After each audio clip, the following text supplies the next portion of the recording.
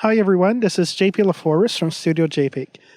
In this video, I will be doing an autofocus test, this time for the EF-S 18 to 55mm lens from Canon, and that's the basic kit lens that comes with a lot of the T2i, T3i, T4i cameras.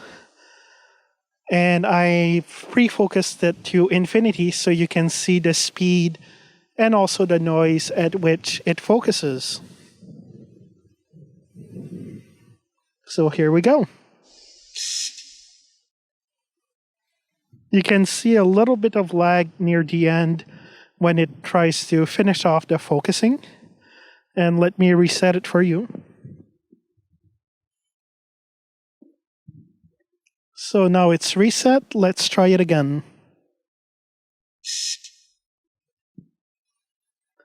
So as you can see, it does take a bit of time.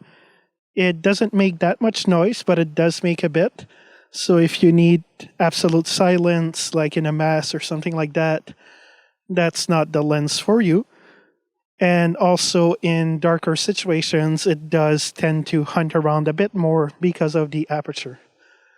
So thank you very much for watching this video. I hope it helped answer your questions.